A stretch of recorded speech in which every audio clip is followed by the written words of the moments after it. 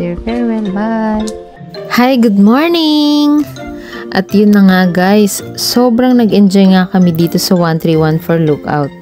At di namin namalayan, 8 na pala ng umaga. Kaya nag-decide na rin kami bumaba ng bundok. Pag sinuswerte ka nga naman, on our way guys, nakakita kami ng mga nag-harvest ng tea. Isa talaga to sa inaasahan namin makita ng live. Kasi sa lawak ng tea farm, nakaka-curious kung paano sila nag-harvest, diba? And yun, na-witness namin na mano-mano pala talaga siya. Isa-isa nilang tinatalbusan yung mga tea. At syempre, dahil nandito na rin naman tayo sa Chiayi, dumaan na nga din kami dito sa Taiping Suspension Bridge. Isa ito sa sikat na bridge dito. Nung unang punta kasi namin dito, sobrang foggy, kaya hindi namin makita ng maayos yung bridge. But now, we are so lucky. Kasi tignan nyo, nasilayan natin yung kagandahan ng Taiping Bridge.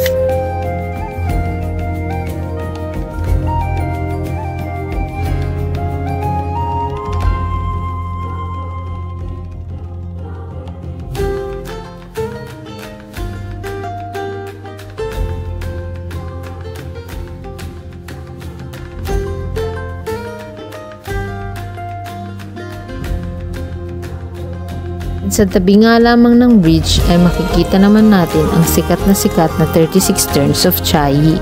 Mafag kasi kaya hindi makita yung kabuuan nito. Pero at least nasulyapan natin, 'di ba?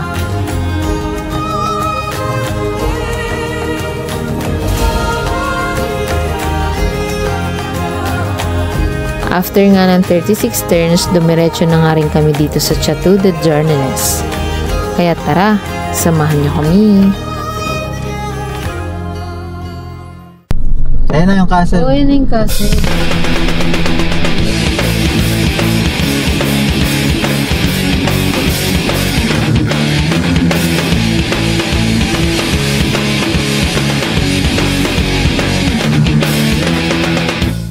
So guys, we are here in Jornales. Let's go.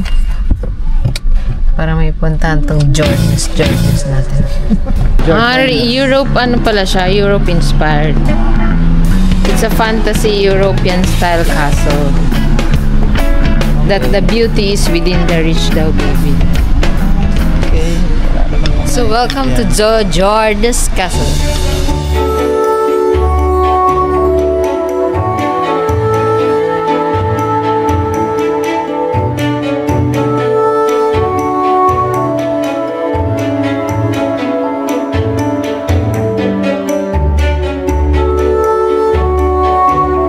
Chateau de Jornales. 200 per head ang ticket nito.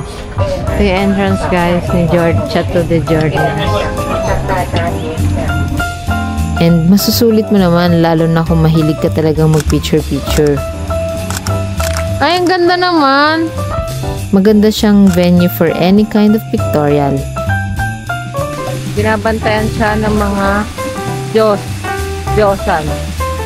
Joke lang, hindi pa ano.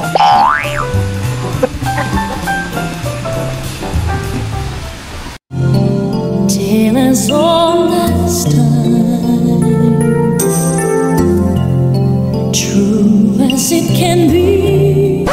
Let's go. Para may puntahan tong Jornales natin. Guys, maganda rin dito sa gabi. Yung ano yung sa drone shot, maganda. Maganda dito pag gabi.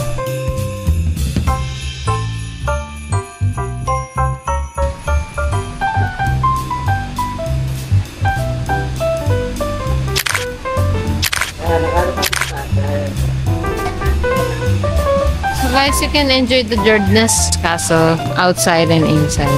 Sa mga hilig mag-nature, pwede dito sa labas. Kasi meron silang garden. Tapos meron din silang may mga pa cypress din. Maluwang siya guys, in fairness So meron din siyang shop, forest spot for inspiration. Maluwang siya. Actually, may mga shop siya sa loob. So let's see kung makakarating tayong ganito. Okay?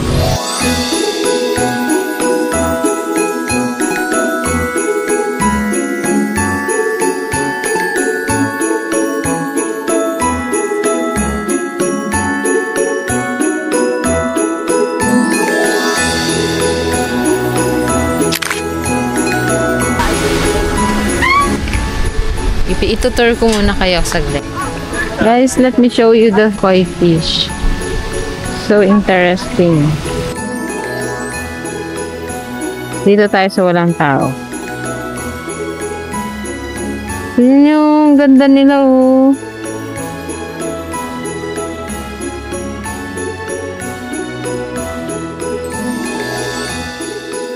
So ito guys, kita mo dito yung castle, yung pit mo.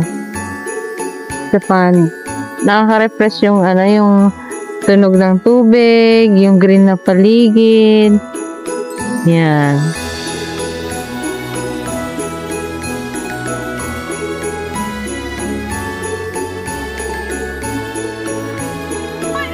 Ganda na. Swerte yan sa mga Chinese. Meron pa dito.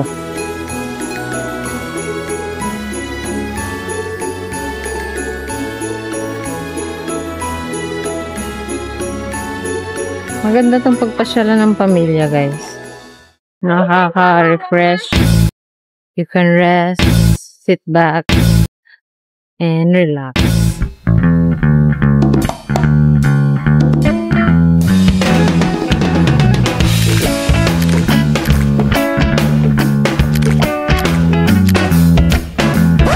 Buhay sa sinabawang bulan.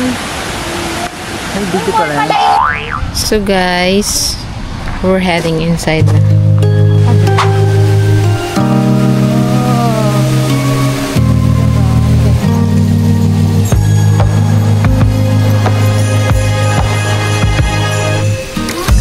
Joy to the world, the Lord is come.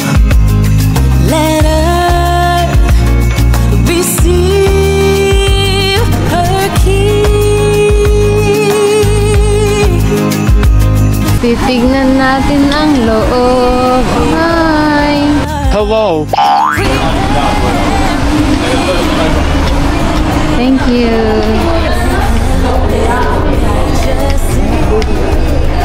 This is the Christmas village.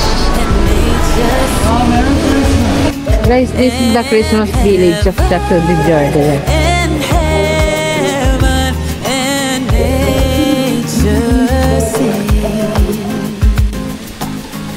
Ang ganda. Joy to the Iba namang fountain dito. Parang sarap maligo tuloy. Oh, ang ganda. Ano yan?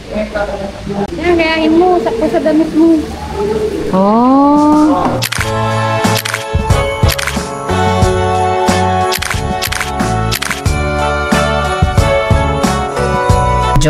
Jordans natin. So guys, nakakarami na naman kami ng picture. Actually, itong corridor na to is maganda siyang pag-picturean. Yan. Sa gitna yung subject mo, tas kuhalat. Diba ang ganda? Pasok naman kami sa kabilang building.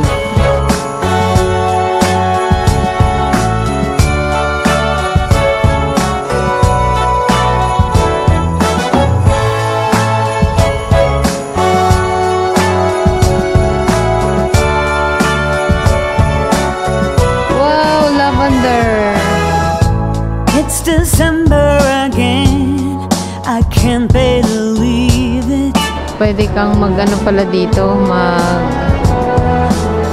pictorial, no? Happened to the rest of the year.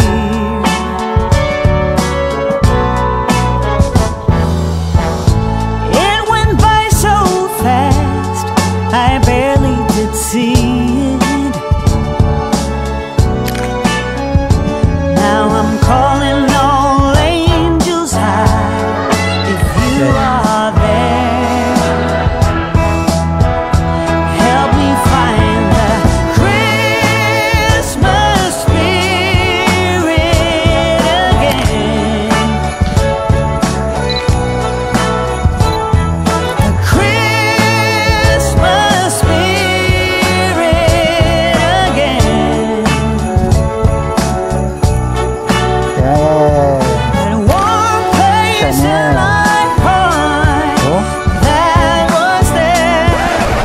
dalawa. Happy ever after dear exists. Bawat sulog.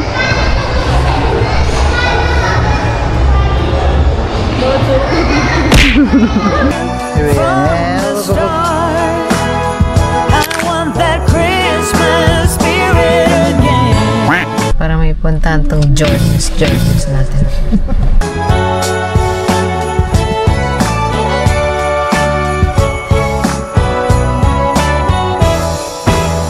I find myself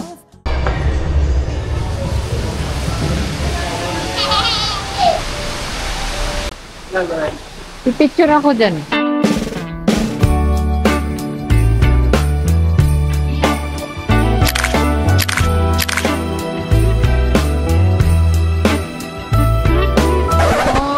Okay na yun. Para may puntahan tong Jordans natin. Merry Christmas, baby. Reindeer's coming out to play. Santa Claus is packing the presents, making sure you've been living okay. Diba? Ganun lang mag-picture, guys. Video mo lang, tapos capture mo na lang. Ganon. Bye, chat to the Jordans. We're going home. Thank you for the experience.